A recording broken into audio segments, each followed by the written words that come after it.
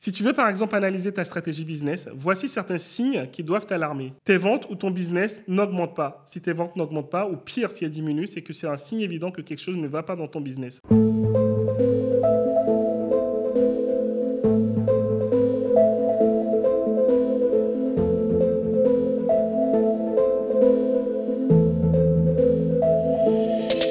Tu es entrepreneur, tu as l'impression de stagner dans ton business, de ne pas atteindre les résultats que tu espères, alors reste bien sur cette vidéo parce que ce que je vais te dire va vraiment t'intéresser et booster ton business. Quand on est entrepreneur et qu'on débute, il est facile de se focaliser uniquement sur les tâches quotidiennes dans son business. Cependant, pour développer son projet et vivre de son activité, ça va être essentiel d'augmenter sa notoriété, sa visibilité, mais surtout ses ventes. Aujourd'hui, nous allons voir ensemble comment tu peux savoir si tu dois revoir ta stratégie ou non. Et si ça peut te rassurer, travaille sur ta stratégie, même si tu l'as fait avant, n'est pas synonyme d'échec. Bien au contraire, c'est une véritable opportunité pour toi. Regarde, Netflix était à l'origine un service de location de DVD par correspondance. En retravaillant leur stratégie et en voyant l'évolution du marché, ainsi que les changements dans les attentes des consommateurs, ils ont pivoté et ils sont aujourd'hui le géant du streaming. Pivote. Petit dédicace à Ross de Friends. Alors, inspire-toi de ce cas pour avancer. On est parti? La première étape, c'est analyser ta stratégie actuelle. La grande question du jour, c'est comment savoir si ta stratégie actuelle a besoin d'un coup de neuf. Si tu remarques que tes efforts ne donnent pas les résultats escomptés, c'est peut-être le moment de t'arrêter et de réévaluer. Pour cela, il va être essentiel de faire un diagnostic complet de ta situation actuelle. Voici ma méthode. Revoir tes objectifs actuels. Demande-toi s'ils sont toujours pertinents et alignés avec la direction que tu souhaiterais prendre.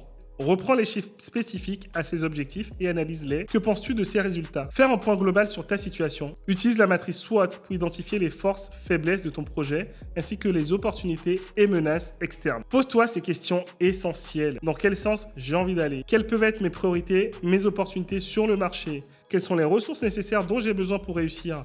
Comment je vais mesurer mes résultats et comment je vais les améliorer? Deuxième étape, c'est identifier les signes et signaux alarmants. Si tu veux par exemple analyser ta stratégie business, voici certains signes qui doivent t'alarmer. Tes ventes ou ton business n'augmentent pas. Si tes ventes n'augmentent pas, ou pire, si elles diminuent, c'est que c'est un signe évident que quelque chose ne va pas dans ton business. Beaucoup d'heures de travail pour peu de revenus, ce n'est pas normal. Si tu travailles énormément pour ne même pas tirer un SMIC, c'est qu'il y a une erreur quelque part et qu'il est temps de réfléchir ou de changer. Pas de clients qui arrivent de façon régulière. Si ton business ne fonctionne pas ou fonctionne en dents de scie et que tu n'arrives pas à te tirer un revenu régulier, que ta stratégie optimale pour vivre de ton activité n'est pas bonne. Regarde les retours de tes clients. S'ils sont négatifs, si tu as des critiques récurrentes ou des retours négatifs, que ça peut être un signal d'alarme, remets-toi en question et vois comment tu peux solutionner le problème et apporter une nouveauté à ton offre ou à ton service. Hausse des coûts d'acquisition client. Si tu constates que tu dois dépenser plus pour attirer de nouveaux clients et que tu n'as pas un retour sur un investissement proportionnel, c'est un signe que ta stratégie doit être totalement revue. Alors, comment savoir si ta stratégie de contenu sur les réseaux sociaux est la bonne?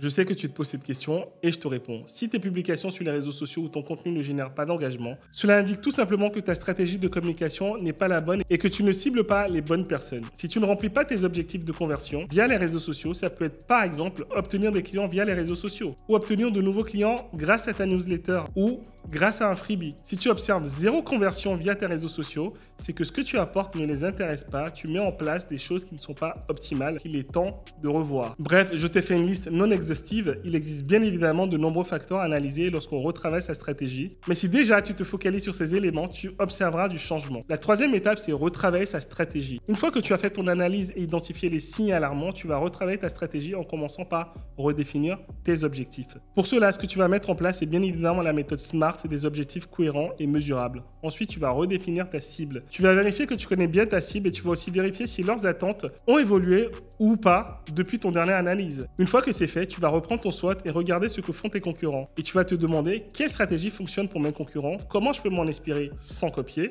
et comment je peux me différencier. Une fois que les étapes précédentes sont finalisées, tu pourras élaborer un plan d'action détaillé pour atteindre ces objectifs. Dans ce plan d'action, pense bien à inclure chaque étape et chaque délai pour toutes les actions à réaliser. Pense bien évidemment à implémenter des temps d'analyse pour vérifier que les changements que tu apportes fonctionnent ou si tu dois apporter des rectifications. Ce que tu dois retenir, quand on a un projet, c'est normal de retravailler sa stratégie. Il n'y a rien de honteux et ce n'est pas un échec. Bien au contraire, c'est une opportunité de s'améliorer. Une entreprise a des cycles et il est important d'ajuster progressivement sa stratégie et de rester compétitif sur le marché. Pense à régulièrement analyser ta situation et reste attentif aux signes avant-coureurs pour retravailler ton plan d'action. Concentre-toi sur l'analyse de ces résultats, écoute tes clients et n'hésite pas à faire des ajustements pour rester aligné avec tes objectifs et les attentes de ton marché.